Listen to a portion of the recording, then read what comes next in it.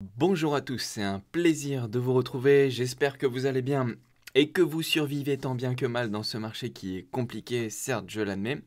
En tous les cas, on est toujours là et sur Polkadot ça continue aussi. Donc là, il y a une news qui vient d'être parue et qui dit que Polkadot n'est plus une security. Security, en anglais, il faut entendre ça comme un titre financier, mais ça devient un logiciel, un software. Pourquoi? Comment? Quelles sont les conséquences? Comment ils en sont arrivés là? Pourquoi ils ont dit ça? Je vous parle de tout ça et vous me direz ce que vous en pensez dans les commentaires avec plaisir. Alors pour commencer, ce qu'il faut bien comprendre, dans le domaine des cryptos au sens global, au sens large et depuis toujours, il faut bien comprendre qu'il y a toujours Bitcoin et les autres. Pourquoi je dis ça? Parce qu'en fait, au sens strict et au sens noble, si on peut dire, Bitcoin est le seul qui ne pourra pas être mis dans une case. Pourquoi? Parce que c'est le seul qui peut être considéré comme légitimement euh, décentralisé. Pourquoi? Parce qu'en fait, Bitcoin, contrairement à tous les autres tokens principaux, hein, on va dire tous les autres tokens qui sont dans le top 50 ou même dans le top 100 des crypto-monnaies les plus grosses, c'est le seul dont les jetons ont été libérés d'une manière spécifique. Pourquoi? Comment? Si on regarde, on va juste prendre le top 10 hein, pour illustrer ce que je suis en train de dire, mais si on regarde le top 10, allez on va mettre top 11 parce que Polkadot est le 11e. Si on regarde le top 11, on a Bitcoin qui est le number one en termes de capitalisation de marché, et on a tout le reste. Et pourquoi je vous dis que Bitcoin est différent de tous les autres? Parce que si vous regardez bien, en fait, Bitcoin, il n'y a aucune entreprise derrière et il n'y a personne derrière. Et c'est le seul dont les jetons ont été non distribués. Quand je dis non distribués, c'est-à-dire que le seul moyen d'avoir des jetons, c'est de miner. Et ça depuis le début, depuis l'origine. Contrairement à toutes les autres crypto-monnaies que vous pouvez voir là à l'écran, mettons de côté les stablecoins comme le Tether, USDT, USDC, BUSD, qui sont des cas spécifiques, qui sont là juste pour avoir un dollar représenté.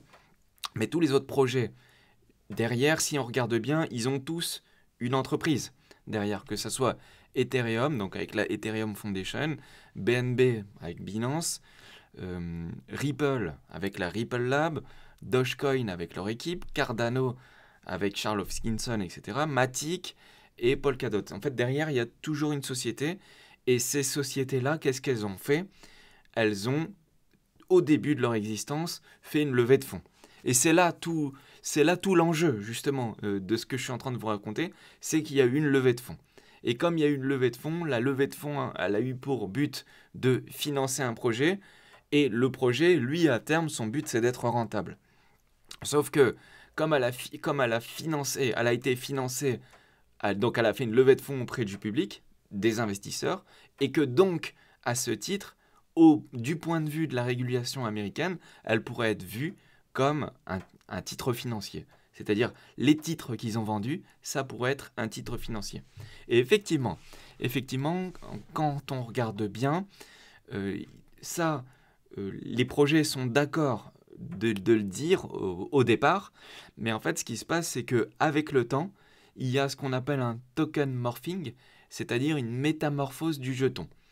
Et c'est pour ça que je mets Bitcoin mis à part, puisque Bitcoin, lui, à aucun moment, il pourra être mis dans les mêmes cases que tous les autres projets.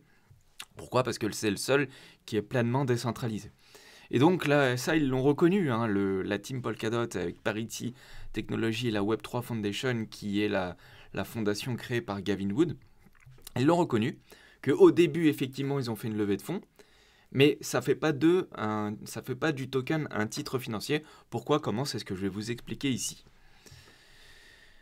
Donc il faut savoir qu'il y a 3 ans, donc c'était en novembre 2009, la Web3 Foundation a pris une décision qui a changé sa trajectoire et a conduit à une transformation des processus d'affaires. Donc là, je vous le dis, mais en gros, qu'est-ce qui s'est passé?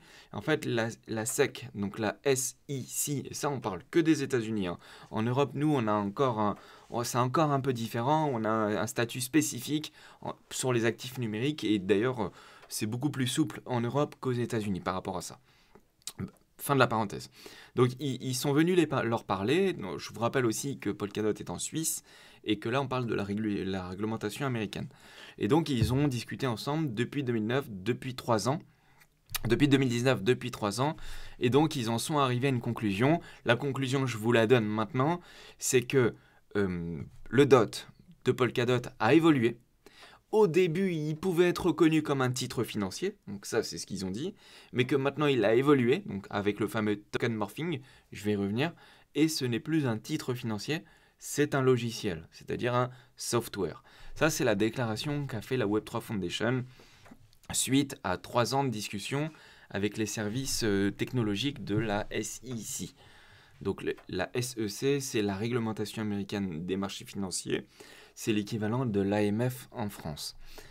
Donc maintenant, je vais vous faire le cheminement. Comment ils en sont arrivés à ça? Donc je vous rappelle, notion quand même très importante, en 2014, le DR, c'est le docteur Gavin Wood, il a créé une fondation qui s'appelle la Web3 Foundation. Donc je vous rappelle, c'est quand même important, c'est lui qui a inventé le concept, le nom du Web3, c'est lui qui l'a inventé. Alors aujourd'hui, effectivement, il est repris un peu partout depuis à peu près un an et demi, où je fais les vidéos. Au début, on était les seuls à parler de Web3, parce que pourquoi? Parce que c'est Gavin Wood qui a inventé le terme, avec sa société, sa fondation et tout. Et maintenant, ça devient la norme. Donc maintenant, aujourd'hui, tout le monde parle de Web3, ça devient un terme qui est devenu commun, et c'est une très bonne chose, c'est super. Juste, c'est un rappel, c'est Gavin Wood qui a inventé ce terme-là.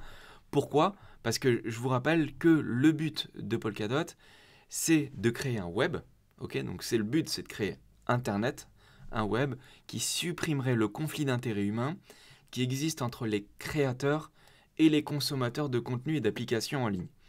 Donc le but, c'est de créer un registre décentralisé, donc une blockchain, qui peut être mis à disposition, donc qui est vendu ou loué à disposition des projets pour créer des applications en ligne.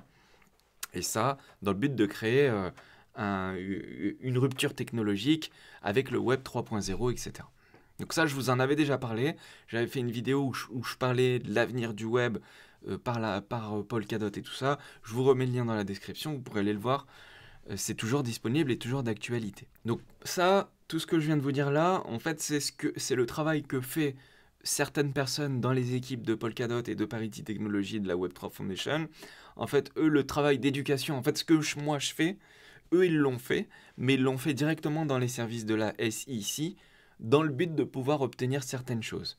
C'est-à-dire que l'objectif, c'est de passer d'un endroit, enfin, d'un instant où on pense que c'est un titre financier à un endroit où on pense que Polkadot est perçu comme un logiciel, et ça change tout. Ça change tout au niveau juridique, comptable et fiscal. J'y reviendrai pour les conséquences et qu'est-ce que ça peut changer et pourquoi ça pourrait être positif de changer de postulat et de statut pour ça, et je vous donnerai un exemple, notamment avec ce qui se passe sur Ripple, etc.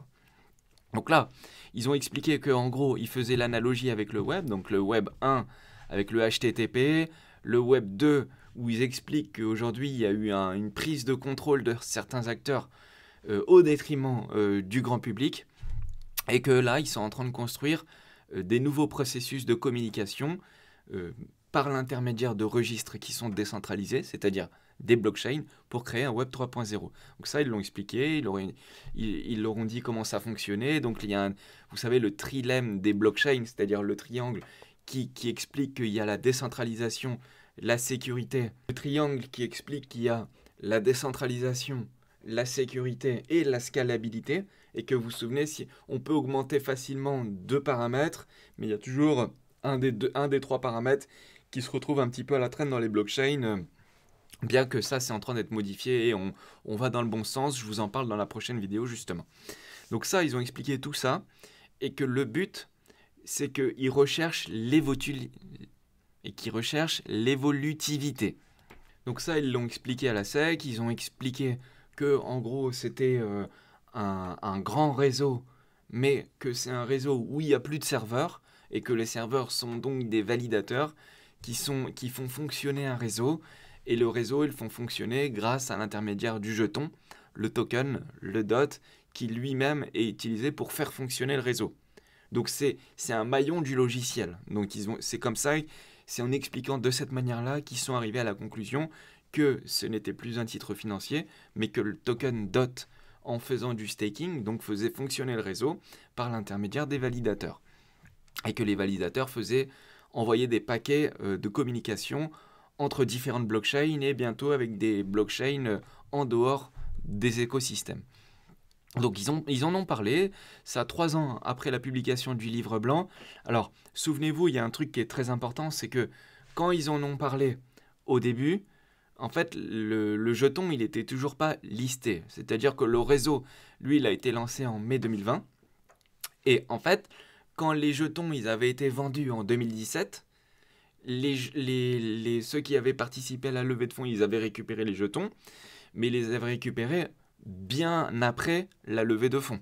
Et là, aujourd'hui, vu que ça fait 3 ans qu'ils discutent avec eux, ils expliquent que ça, c'est bien antérieur et que donc, du coup, maintenant, entre le moment où ils ont fait la levée de fonds et que ça représentait juste un espoir de développement, etc., à aujourd'hui, et aujourd'hui, il y a quelque chose de concret qui est le token DOT et qui fait fonctionner un réseau. Donc ça, ils l'ont expliqué et ils sont d'accord.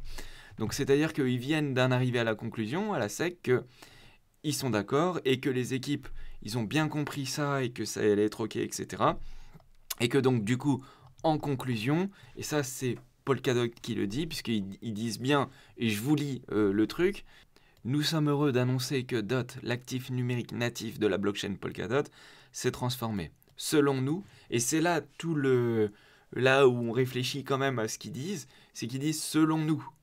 Donc si c'est selon nous, c'est le point de vue de la Web3 Foundation, les offres et les ventes actuelles de DOT ne sont pas des transactions de titres.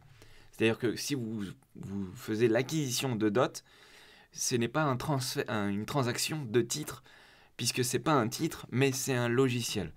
Et donc c'est à la suite de 3 ans de discussion avec les services technologiques de la SEC qu'ils en sont arrivés à cette conclusion.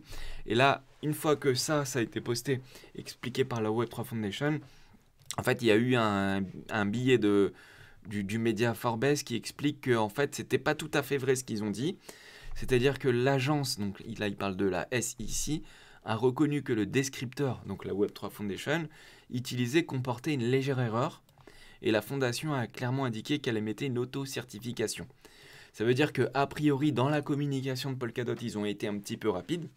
Ils ont fait une annonce un peu trop vite, mais de toute façon, je vois mal la SEC faire un communiqué de presse pour expliquer que un jeton est un logiciel, puisque du coup, derrière, ça pourrait avoir des conséquences sur tous les autres jetons, et 2, ça crée un précédent et ça crée un système de publicité aussi. C'est-à-dire qu'indirectement, la SEC donnerait son soutien à un projet, et pour eux, c'est désastreux d'avoir une communication comme ça.